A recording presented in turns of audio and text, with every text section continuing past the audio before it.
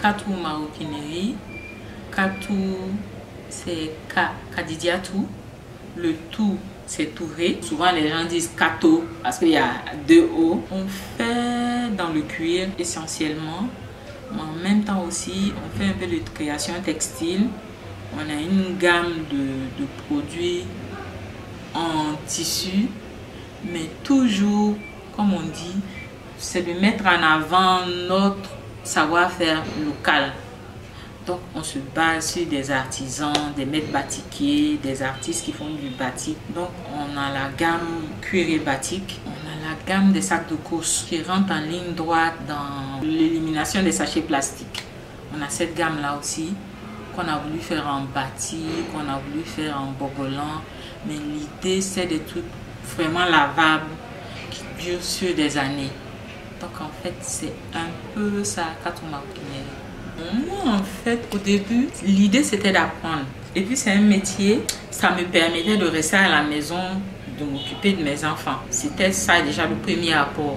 Maintenant, tout de suite, moi, je n'ai pas pensé à la vente. Hein. Les gens venaient, étaient intéressés. À la limite, quand je vendais, c'était juste le prix de ce que j'avais mis dedans pour me permettre de réacheter de la matière encore et puis partir. Et puis bon, je peux même pas vous dire la première vente parce que c'est venu comme ça petit à petit naturellement. Mais moi d'abord c'était l'apprentissage, la maîtrise de la chose. Puisque en temps, on avait bifurqué dans les meubles. Et ça, je sais que par exemple, c'est le premier meuble que j'ai sorti en cuir. J'avais sorti ça toute seule. Il y avait un jeune menuisier qui était à côté de chez nous, qui était très créatif, en tout cas qui arrivait à comprendre ce que je voulais. Lui m'a fait l'ossature, on avait fait un porte-rideau.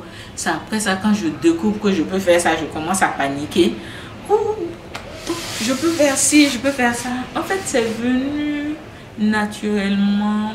Moi, je n'ai pas pensé à la vente d'abord. J'ai d'abord pensé à comment améliorer, à aller plus loin dans mon boulot.